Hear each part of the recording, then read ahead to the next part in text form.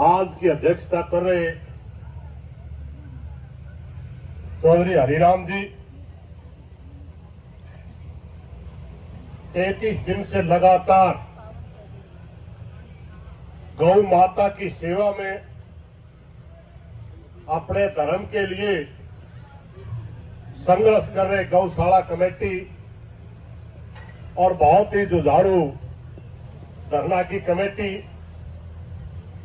अभी आपके बीच में स्टेज का संचालन कर रही हमारी बेटी रीमन जी शुरू में हमें इसके सिर्फ चुटकुले सुना करते भाई। बहुत बढ़िया किसान आंदोलन की देन है। जैसे कुलदीप का भाई ने बताया, एक तो भाई उसकी डाल आराम करने का टाइम आ गया को भाई गाने गा रहा था। कुलदीप और का दांती मूछ नहीं आई थी, छोटे छोटे बालक आने लगे थे मार दर 2010 में संघर्ष में आने लगे थे बालक। आज जवान युवा को आवे यानी 10 साल का तजर्बा तो इनका भी हो लिया। और एक आधा भाई नु का बड़े बालक बड़े हो लेंगे फिर देखांगे वो पता नहीं कद सी सूत बैठेगा। साथियों, हर रोज भाई ईश्वर आपके बीच में प्रचार करे, ये प्रचारी है, रागनी गायक नहीं है। उस जमाने से हम इकट्ठे काम कर रहे थे। इस मौके बोझ में भाड़ा को नहीं होया करता, मैं ना इसका होया करता ना मेरा।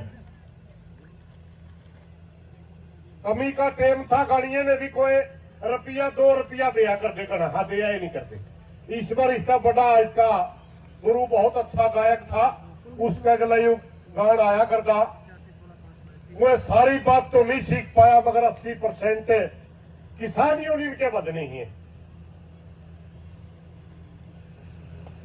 इस भाई की लगातार बात होती रही और धरने की हर एक्टिविटी के बारे में हमें क्यों बतलान दे रहे भाई क्या चल रहा। कारण ये था, मैं बीमार हो गया था, किसान आंदोलन में बीमार हो गया था। फिर मजबूरी बस एक सरकार ने बेइज्जती करनी चाहिए। हमारा एरिया ऐसा था जिसमें 17 गांव थे, 17 के 17 गांव टिकरी बॉर्डर के ऊपर 2-2 झोपड़ी लाके बैठे थे और मैं भी सिंगू बॉर्डर पे था। उसके बावजूद हमारे को जानबूझ के मुआवजे से वंचित रखा गया था, जानबूझ के। एक बहुत बड़े नेता की साजिश थी। हमने सोचा मैं पीछे बेशक ना मतलब बेइज्जती तो को नहीं उठती, उस कारण वो आंदोलन खड़ा करना पड़ा, बहुत लंबा चला। जहां तक साथियों आपके धरने की बात है, मैंने एक दिन सुना था कि हम जीत के बहुत नजदीक पहुंच गए। वैसे आप लोगों को मैं सबसे पहले बधाई दूं, आंदोलन के 4 चरण होया करें। एक चरण होता है जब सबसे पहले मीटिंग होकर के भाईचारे में सहमति बनती है कि हमने संघर्ष करना पड़ेगा वरना सरकार मानने वाले नहीं। दूसरा चरण वो होता है जब हम लड़ने के लिए निकलते और एक दूसरे पर विश्वास करके कमेटियां बनाते, अपनी रणनीति बनाते, अपनी मांग रखते। नेतृत्व तो कौन करेगा, कौन हमारा आगे बात को बढ़ाएगा, वो चरण भी आप पूरा कर चुके। बहुत से साथी वहीं बिखर जाते। और तीसरा चरण वो है जब आप धरने को लगातार चलाते हुए आगे बढ़ाते जाते, क्योंकि जब लड़ाई चल जाए, अगर मनस घटन तो लाग जाए तो आंदोलन टूट जाए और मनस बढ़े जावे तो आंदोलन बढ़ जाए और सरकार टूट जाए। अब धन्यवाद करना चाहूंगा हमारी माता बहनों का। मैं जिस दिन भी पहले आया उस दिन तय बीच में उस दिन गणी थी, बीच में जिस दिन आया उस दिन आज गणी है। मनस इतने हैं, ये घटे न बदे, ये मदी बाहर की तो लुगाई भी है भाई, कोई बात नहीं। बात ये साथियों, आप लोग एक मजबूती से आंदोलन लड़ रहे, अपनी मांग को रख रहे हैं। मगर एक बात मैं आप लोगों को बता के गया था, आज फिर दोहराना चाहूंगा, यह सरकार संवेदनहीन सरकार है। यह सरकार बिल्कुल भी ये नहीं सोचेगी कि ये 35 डिग्री टेम्परेचर में बैठे बुजुर्ग किस मांग के लिए बैठे हैं। इनकी मानसिकता कहाँ है? ये जब भी कोई आंदोलन चलता है, मैं हर मीटिंग में बताया करूं, आंदोलन चलाने से पहले 100 बार सोच लेना चाहिए, क्योंकि लड़ाई का मुंह काला हो। और अगर लड़ाई लाग जाए फिर सिर्फ जीतने खातिर लड़ना होता है, और आप लड़ाई में हैं, इसलिए आपने सिर्फ जीतने के लड़ना होगा। मगर सच्चाई है साथियों, ये सरकार वो इंतजार करती है कि ज्यादातर लोग ये बात कहना शुरू कर दे, मेरा कीमे मिल जो है ले लियो। इनकी एक थ्योरी है, पहले जो सरकारें होती थी अगर कोई लड़ाई चलती उसी समय बातचीत का जरिया निकाला कर दी। मगर ये सरकार वो सरकार है, सबसे पहले यह देखे है कि जनता के बीच में ये आवाज कब तक चालू होगी। बहुत दिन हो गए, इब तो मेड़न की करो, इस डाल की बात चलवाया कर अपने आदमियों। वो कमजोर बातें होती है साथियों। तो मैं बात बताऊं 2-3 तजर्बे की। एक तो इस सरकार के अंदर पहले कहा जाएगा बातचीत के लिए सरकार तैयार है, बात के लिए बुलाया नहीं करते, नाटक ज्यादा करया करें, ये कया करें बातचीत के लिए सरकार तैयार है। आप कभी भी इनकार मत करना, वरना आपके धरने को बदनाम कर देंगे। आपने साफ कह देना कि बातचीत के लिए सरकार तैयार है, तो हम भी 24 घंटे बात के लिए तैयार हैं, क्योंकि वो लोग इस तरह करते कि अगर आपने एक भी आदमी ने कह दिया कि हम बात नहीं करते, आड़े लेकर आ जाओ, तुरंत कहेंगे तो ये लोग हैं, ये राजनीति के प्लांटेड लोग हैं, ये फलानी पार्टी के बैठे हैं, ये बातचीत नहीं करना चाहते, ये समस्या का हल नहीं चाहते, ये गौओं के लिए चारा नहीं चाहते, ये मात्र अपना चेहरा दिखाते हैं, ये मात्र अपने आप को बड़ा करने के लिए लड़ाई लड़ रहे। इसलिए साथियों, सबसे पहले इस चाल में नहीं फंसना। ये सिर्फ बात का घोषणा करेंगे, जिस दिन बुलाएंगे उससे कई दिन पहले शुरुआत कर देंगे। दूसरी बात है, ये कई सत्र पर बातें करते हैं, पहले अधिकारी आप लोगों के बीच में बातचीत का नाटक करेंगे, फिर कोई मंत्री आएगा और जो जिस दिन मानना होगा उस दिन मुख्यमंत्री या डिप्टी मुख्यमंत्री बुलाएगा, उससे नीचे ये बात को मानते ही नहीं। अभी हम खेड़ी की बात बतावा, हमारी बात एक दिन हुई और बातचीत का नाटक 7 बार होया। कभी डीसी आदे में बात करने तैयार, कभी एसडीएम कह दे मैं बात करने तैयार, कभी कोई बिचौलिया और कोई कह दे हम बात में तैयार। मगर हमने भी बेरा था इस सरकार की नीयत का कि ये इतने जल्दी बात करने वाले तैयार नहीं। हमने कह दिया था आधी रात में बुला लिया, हम भी तैयार। पूरे 47 दिन में धरना समाप्त हुआ, 46 दिन में पता आया था कि बातचीत के लिए दिल्ली आ जाओ। उससे पहले 7 बार नाटक किए गए, 7 बार नाटक। इसलिए इस नाटक में मत फंसना, अपनी कमेटी तैयार रखना। कभी भी कहे कि मैं बात खातिर तैयार हूं, तो कह दे हम भी तैयार रखुआ, बोला नाटना नहीं, वरना आपके गांव में फूट गिर देंगे लोग, आपके धरने को बदनाम कर देंगे। आपके गांव के लोग ही जो धरने के अंदर 24 घंटे आपकी सेवा कर रहे हैं, उन्हीं के अंदर ऐसा बीज बो देंगे कि ये तो यार मानते नहीं किसी की, ये सुनते नहीं किसी की, अपनी मर्जी चलावे है, मानना उनने नहीं और बदनाम अपने आदमी करेंगे। दूसरी एक आप लोगों से और प्रार्थना करना चाहूंगा, 32-33 दिन से हम बैठे, 33 दिन से हम बैठे, हमारी मांगे स्पष्ट है, साफ और सुथरी मांग है, कोई फर्क नहीं है मांग में। मगर एक बात सरकार वाले भी सुन लो भाई, हमारा नाक का सवाल नहीं है। हम सरकार से प्रार्थना करना चाहते हैं, सीआईडी सिक्योरिटी का कोई साथी यहां सुनता हो तो आवाज तक ध्यान से सुन ले। हम इन किसानों को, मजदूरों को, गौशाला की कमेटी को यहां इज्जत के साथ, जीत के साथ घर भेजना चाहते हैं, ये याद रखें आप। कोई भी ऐसा सरकार ऐसा काम करना बैठे जिनकी इनकी इज्जत के ऊपर खिलवाड़ हो, इनके ऊपर तानाशाही करना अगर आप चाहेंगे, इनके ऊपर अगर दमन की कोई नीति अपनाओगे, पूरा हिसार जिले में इसे 20 धरने ला जाएंगे, इसे 20 मात्र एक इसी गौशाला करता। हमने सिर्फ इसलिए इस आंदोलन को यहीं तक सीमित रखा, हम ये समझते थे कि छोटी सी बात है यार, 5-7 करोड़ का मामला होगा, 5-7 करोड़ रुपये बच गए गौशाला राखी में, सरकार के गणा ले देगी ठेके। मगर ये लोग रास्ता काट है भाई, ये लोग 2 साल का रास्ता राह बढ़ावा, 2 साल का। हमारे साथियों ने जो मांग रखी बड़ी सोच समझ कर रख रखी है, और हमें सरकार को पुनः चेताते। मैं तो एक दिन कलीराम जी ने न्यू भी कहूं था, ये फिर नाटक ना रहने दे।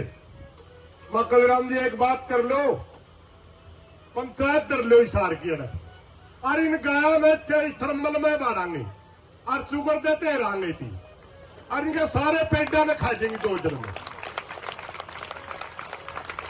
अब कहा गौशाला तुम्हें खुलाई थी, इन बुआ ने डांटेगा कौन ही वो, ये 10 करोड़ का सामा खावे। गौशाला खुलवाने का सबसे बड़ा जिम्मेवार मिल का मैनेजमेंट है। मैनेजमेंट की सह से ही गौशाला खुली थी, और आज हाथ खड़े कर दिए।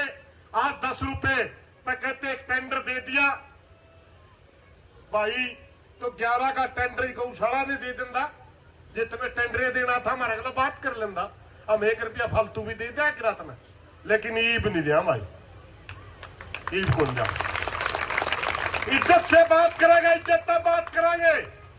और जे हमारे ऊपर तानाशाही करना चाहिए और हमारी इज्जत के साथ खिलवाड़ करना चाहा, तो याद रखे सरकारें आनी जानी चीज होती है। प्रशासन में बैठे लोग अपनी बुद्धि ने साफ कर ले। इस कुर्सी पे कल कोई था, परसों कोई था, आगे कोई आएगा, और जब हमारा वर्गा सूत बैठ गया नहीं, इसी कदम बिठा देंगे, 3 पीढ़ी तक पिस्ता होगा। यह भी हमारा मामले बेड़ा इन बातों का भी 3 पीढ़ी तक याद रखेगा कि खेतड़ में जिद्दी लाई थी, खेतड़ में हमारे भाईचारे के पकड़ी के ऊपर आ जाने की आपने कोशिश की थी। एक जमाना था पगड़ी के लिए हमने अंग्रेजों से भी टकरा गए थे। तुम क्या चीज हो, क्या समझते हैं अपने आप को? हम तो सोचते थे गऊ के नाम पे वोट मांग करके शासन में बैठे लोग हैं, गऊ का दुरुपयोग करते हैं। मन तो बेरा था ये ना गऊ के ना हिंदू के, ये किसी के भी नहीं, क्योंकि जो साथी नौजवान साथी जो पढ़ते उन्हें भी पता है किसी के नहीं। एक दिन सोशल मीडिया पे मेरे एक भाई कहने लगे प्रधान जी तेरी फेसबुक खोलिए, मैं के बात हुई बिलल खोलिए, उस पर चला रखी ताजमहल जाटों का, ताजमहल जाटों का। मैं यूं हो गया भाई, तो कब्र थी, बोला टेलीविजन ने चला रखा ताजमहल जाटों का है। मेरा औरतों को दिमाग में नहीं आई, मैं चलो कोई बात नहीं। आज बता दू भाई, बहुत से भाई सुनते हो तो, और मीडिया के भाई भी सुनते हो, ताजमहल जाटों का है। हमने मान लिया हमारा है ताजमहल, तारा कहने के अनुसार मान लिया। मगर जाट तो हिंदू भी है, सिख भी है, मुसलमान भी है, और मैं भी अपना जाट को आऊं, कंधा को अंधा जाट को आऊं। हमने हमारे भाई मूड़े जाटा नहीं दे दिया, हमने चंदा ही कोई नहीं। कब्र का केक रहा है भाई। इन बकवासों के अंदर, इस देश के अंदर को ले जा करके इस देश को बदनाम करना चाहते हैं। कहा पूरी दुनिया के अंदर एक चौधर की लड़ाई चली हुई है, रसिया कहता मेरे आसपास में नोटों को नहीं फड़कने दूंगा, मेरी देश की सीमा सुरक्षित हो।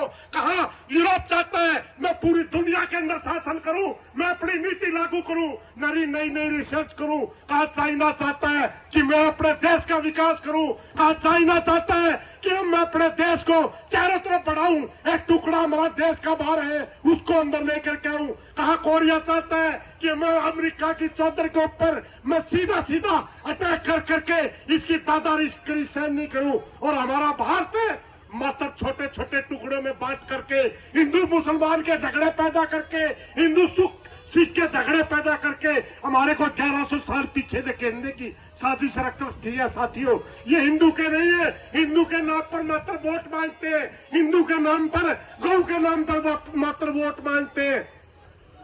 हिंदू से इनका कोई लेना देना नहीं है। अगर ये हिंदू के होते तो आज तक हिंदू एकता की बात करते हैं। मात्र हिंदू एकता की बात तब करते हैं जब इनका इलेक्शन होता है, तब वोट लेने होते हैं। और तब हम सामाजिक भाईचारे की बात करते हैं, हम क्षत्रिय बिरादरी के भाईचारे को एक बना करके किसान और मजदूर की लड़ाई की बात करते हैं। तब हमारे को कहते हैं ये तो जाट है, ये तो चमार है, ये कुम्हार है, ये नाई है। तब हिंदू ये नहीं कहते कि हिंदू बैठे हैं। अब मैं पूछना चाहता हूं बीजेपी गवर्नमेंट से, आप गौ के नाम पर वोट मांगते, आप हिंदू के नाम पर वोट मांगते, ये कौन से धर्म के लोग बैठे हैं? मेरे को बताएं, मेरे को ये बताएं, ये कौन से धर्म के लोग बैठे हैं? ये किसकी मांग के लिए बैठे हैं? ये गौ की मांग के लिए बैठे हैं। और ये हिंदू है तो इनको क्यों बिठा रखा है? आज सवाल है हमारा इस बीजेपी से, वरना नाटक बंद करें। और सरेआम चैलेंज भी करता हूं मैं खेतड़ गांव के लोगों से, मैं प्रार्थना भी करता हूं। मैं पहले भी बोल के गया था, एक दिन हिसार जिले की पंचायत बुलाओ, एक दिन हिसार जिले की पंचायत बुलाओ और हम ऐसा निर्णय लेंगे कि इस एमडी की गुद्दी पकड़ के बाहर नहीं ले आता, मैं अपनी मां के नहीं जानने। क्या समझ रखा आप लोगों ने? हमने ये आपका थर्मल ऐसे नहीं लिखवाया था।